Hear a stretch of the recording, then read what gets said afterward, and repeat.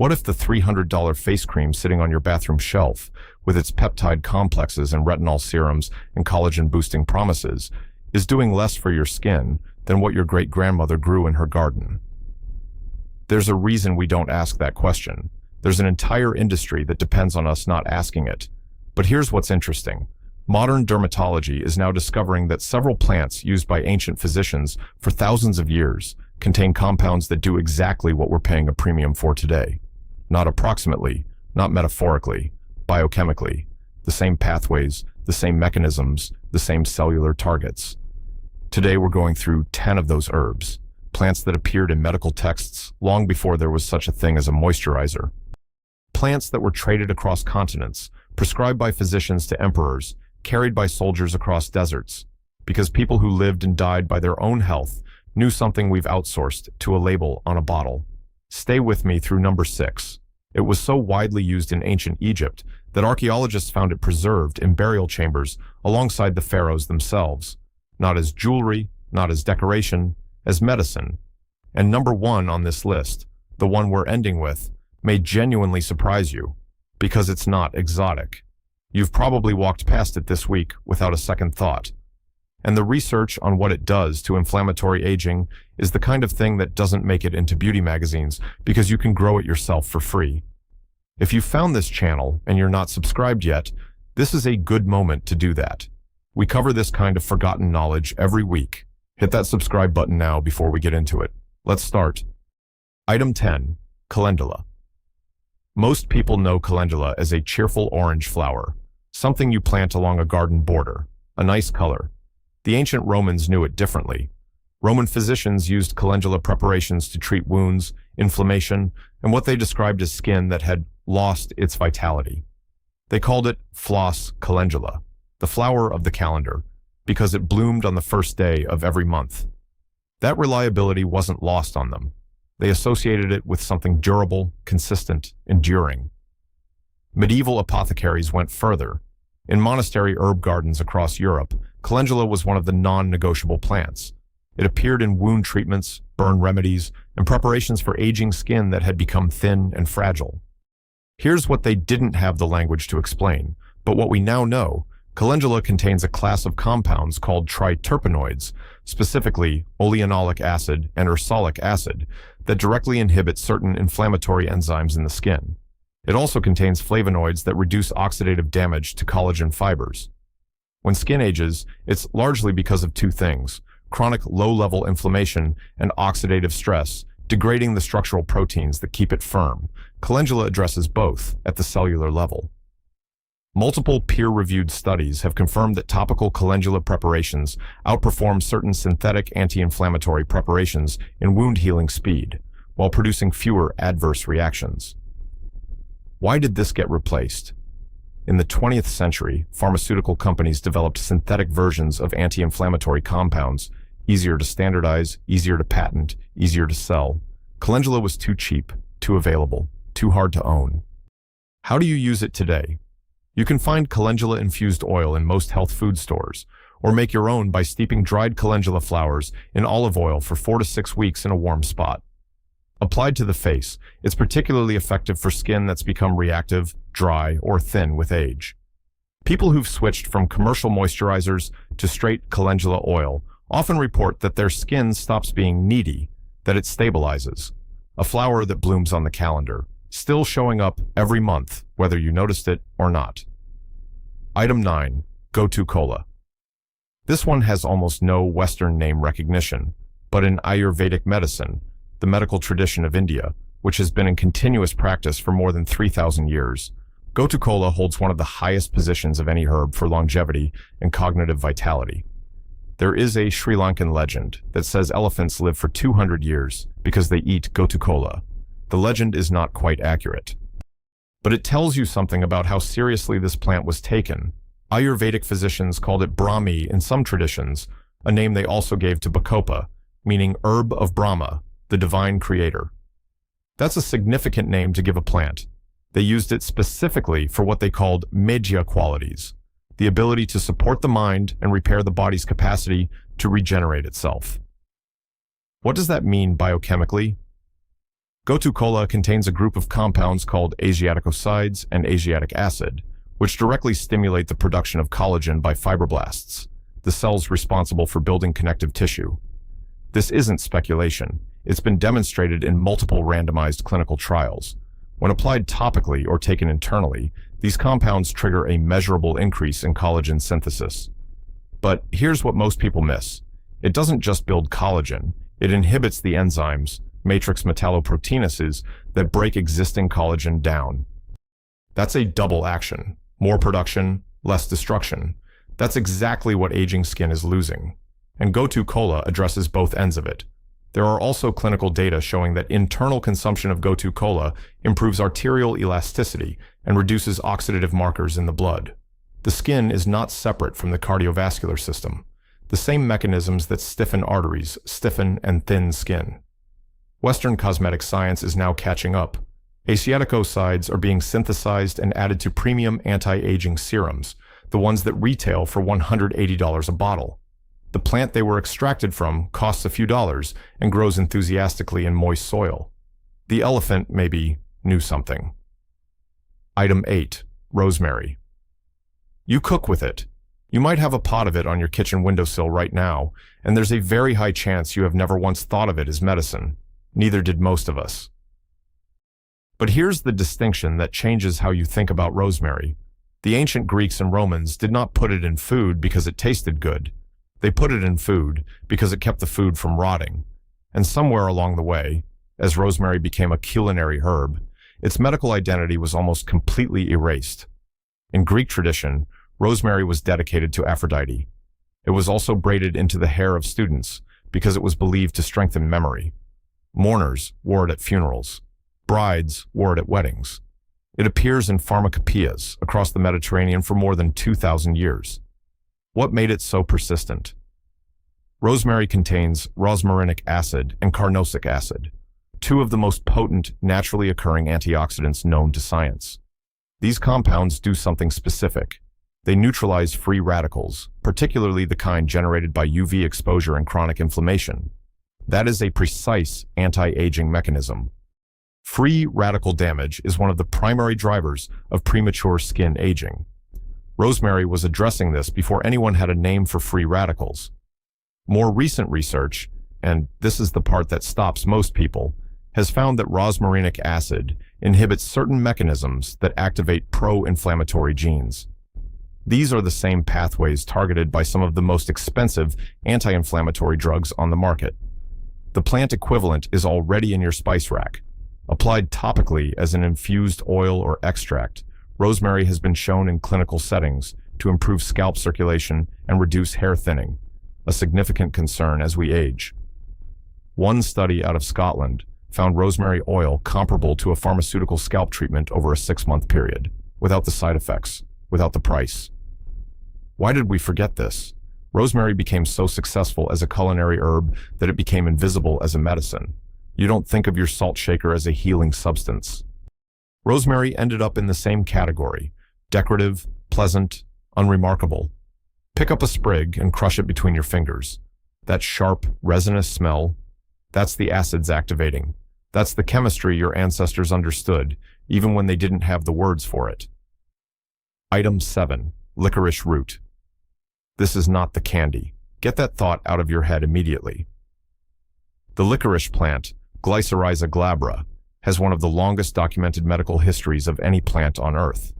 It appears in Chinese medical texts dating back 4,000 years, classified as a superior herb, meaning one safe for extended use with broad systemic benefits. It appears in Ayurvedic tradition. It was found in the tomb of Tutankhamun. Egyptian physicians used it, Greek physicians used it, Roman soldiers carried it because it reduced thirst on long marches. Every major ancient medical tradition on Earth, without any connection to each other, independently arrived at the same plant. That kind of convergence is rare. It demands an explanation. The explanation, in the context of skin aging, is a compound called glabridin. Glabridin does something highly specific. It inhibits the enzyme tyrosinase, which is responsible for melanin production in the skin. Melanin is what creates hyperpigmentation, the age spots, uneven tone, and dark patches that accumulate over decades of sun exposure. By inhibiting tyrosinase, glabridin can gradually reduce existing hyperpigmentation and prevent new deposits from forming.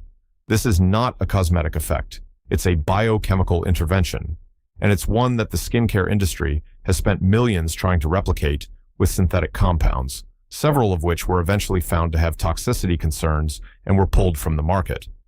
The plant version is still here, has been here for 4,000 years, has never harmed anyone at appropriate doses.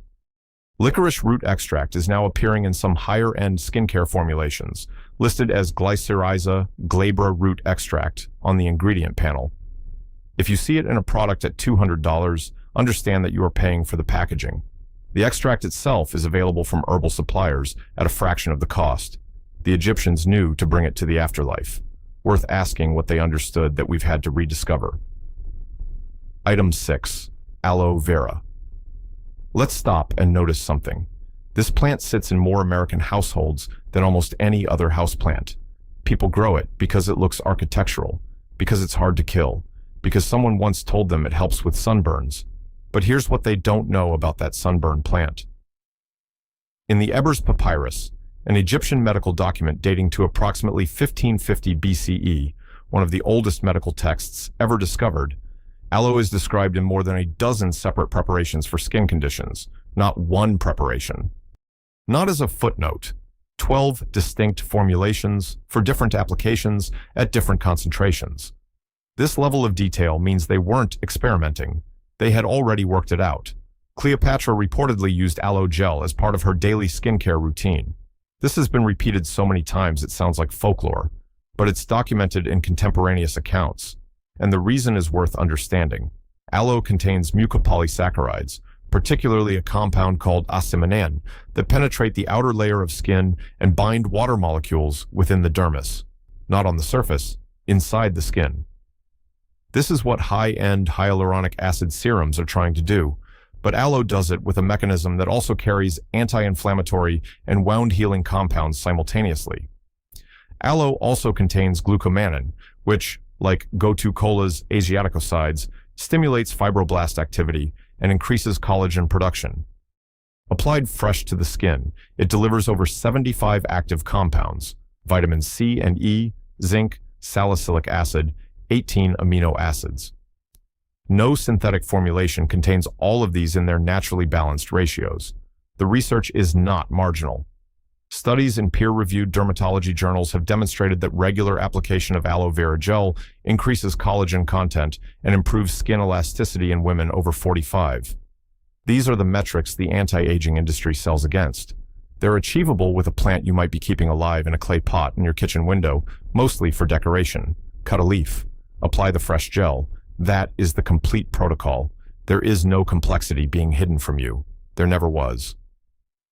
Item 5. Turmeric.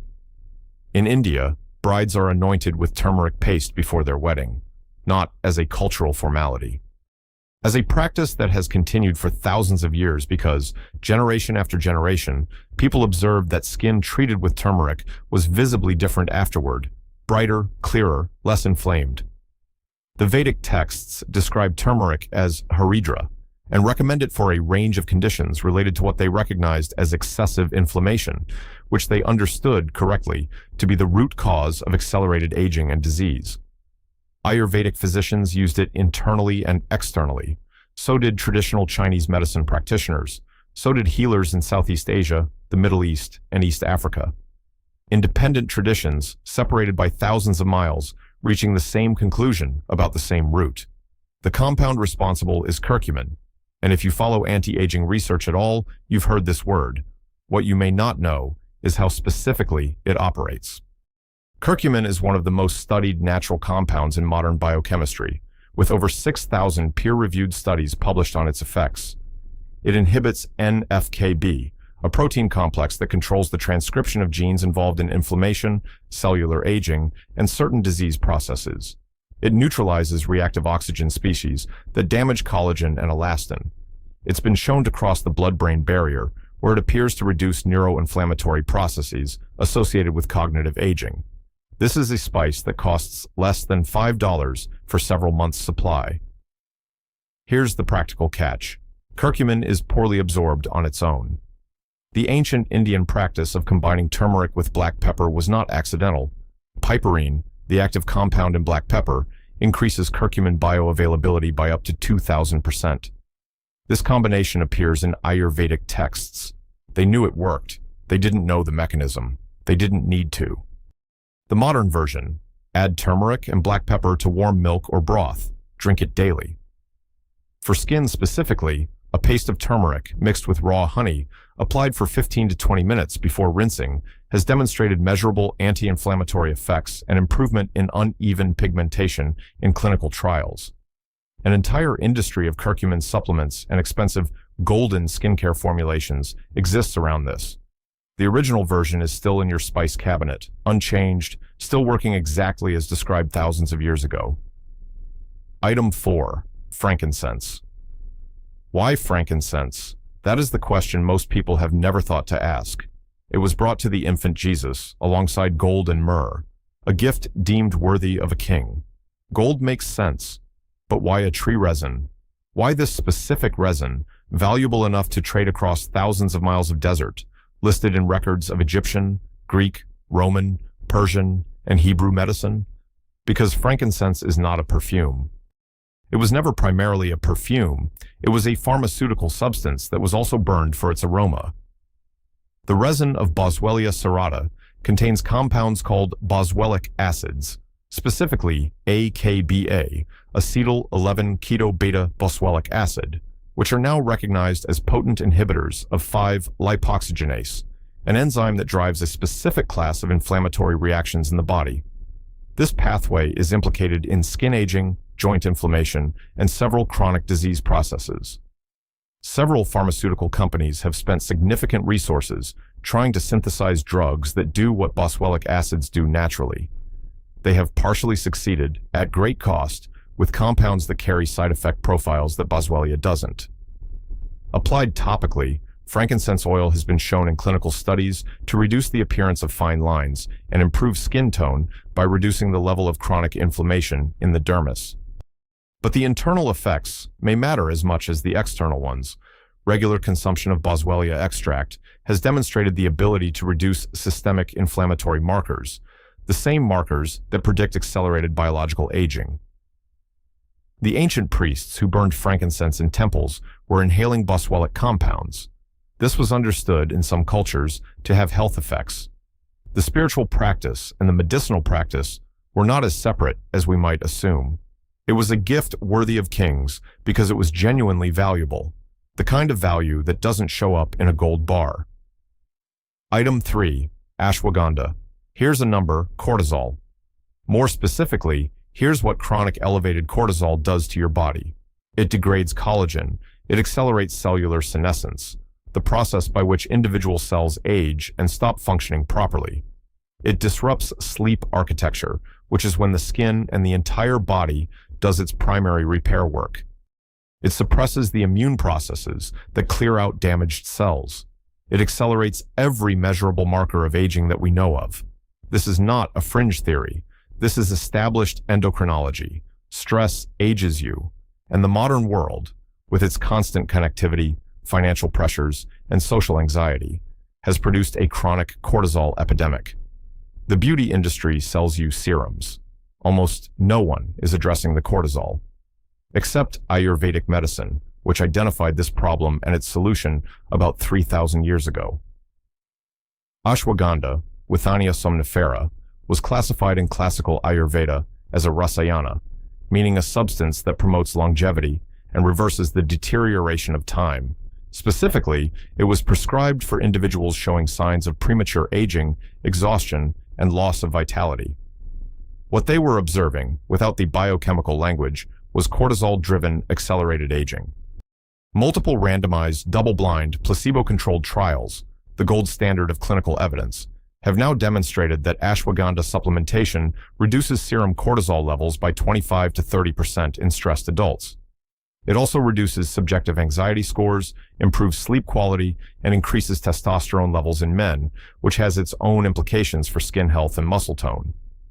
A 2012 study published in the Indian Journal of Psychological Medicine documented these effects with precision that would satisfy any skeptic. The mechanism involves compounds called withanolides, which modulate the HPA axis, the hormonal stress response system. They don't suppress the stress response the way sedatives do. They recalibrate it toward normal function. That's a fundamentally different and more intelligent intervention. You cannot buy your way out of cortisol overload with a skincare product. The skin reflects the internal state. Ashwagandha addresses the internal state. Item 2. Schisandra berry. This one is obscure in the West. In traditional Chinese medicine, it is anything but. Schisandra chinensis, called Wu Wei Zi in Chinese, meaning 5-flavor fruit because it contains the full spectrum of all 5 tastes, was used in imperial Chinese medicine as a primary tonic for longevity, specifically targeting what practitioners described as premature deterioration. It appears in the Shenong Benkao Jing, the foundational text of Chinese herbalism, compiled roughly 2,000 years ago, classified among the elite category of herbs recommended for long-term daily use. Imperial court physicians prescribed it to royal women specifically for skin quality. This is documented, not mythologized. Documented. Here's why that prescription made biochemical sense. Schisandra contains a class of compounds called schisandrins, which the liver uses to upregulate its own production of glutathione, one of the body's primary endogenous antioxidants. The liver is the body's primary detoxification organ. When it's under stress, from toxins, alcohol, processed food, environmental load, it produces systemic inflammation and oxidative stress that manifest visibly in the skin. By supporting liver function, Schisandra reduces this systemic inflammatory burden from the inside out. Glutathione, specifically, is now being injected intravenously by people paying several $100s per session at wellness clinics because it's recognized as a potent anti-aging compound that is difficult to raise through other means. Imperial Chinese medicine was achieving the same effect with a small daily handful of dried berries. Schisandra also demonstrates adaptogenic properties similar to ashwagandha. It modulates the stress response and has been shown in animal studies to extend lifespan markers. In human studies, it improves liver enzyme profiles in people with non-alcoholic fatty liver disease. It also improves endurance, mental focus, and reaction time. You can find Schisandra berries in Chinese herbal medicine shops. You can make a daily tea from them. The flavor, genuinely, unusually complex, is its own kind of reminder that this plant is doing something most plants don't. Item 1. Stinging nettle. You've probably brushed against it on a walk and instantly regretted it. The burning sensation, from the formic acid and histamine in its fine surface needles, is, for most people, the entire content of their relationship with stinging nettle. An unpleasant weed, a thing to avoid. Now listen to what the medical traditions of nearly every culture on Earth said about this plant, and what modern research has now confirmed. Nettle, Urtica dioica, appears in the medical texts of ancient Rome, Greece, Persia, medieval Europe, Native American traditions, Ayurveda, and traditional Chinese medicine. All of them, independently. With remarkable consistency of purpose, they used it for systemic inflammation, for joint conditions, for purifying the blood, and, in several traditions, specifically for improving the health and vitality of the skin. Culpeper, the 17th century English herbalist, whose work was built on centuries of accumulated observation, wrote that nettle consumes the phlegmatic superfluities in the body of man that the coldness and moisture of winter has left behind. This is, in the language of his time, a description of what we now call metabolic and inflammatory stagnation, exactly what drives chronic premature aging. Here's the mechanism that justifies every one of those traditions. Stinging nettle contains plant sterols, including beta-sitosterol, which has been demonstrated to inhibit the conversion of testosterone to dihydrotestosterone, a process implicated in hair loss, inflammatory skin conditions, and the hormonal shifts that accelerate skin aging in both men and women after 45.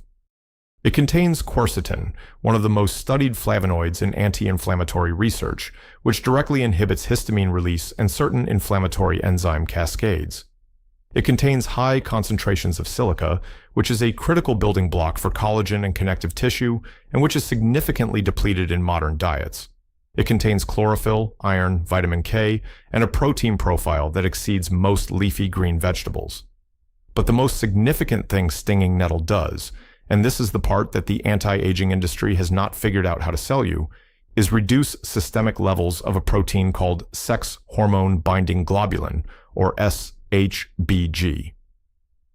SHBG binds testosterone and estrogen and renders them biologically inactive. As we age, SHBG levels rise, which means that even people with nominally normal hormone levels have less free active hormone available for tissue repair, collagen production, and cellular regeneration. Nettle root compounds bind to SHBG instead, freeing up the hormones your body already produces. The result is that your tissues receive the hormonal signal they need to maintain themselves without any external hormone supplementation.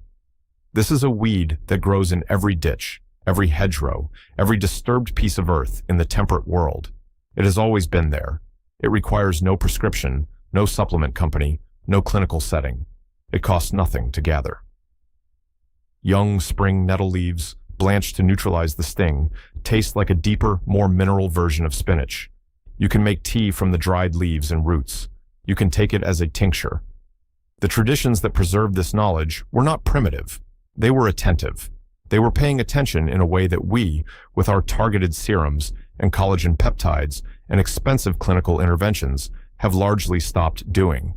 And here is the thing that quietly connects every plant in this list. The people who used these herbs weren't looking for shortcuts or miracles. They were watching their bodies across long stretches of time.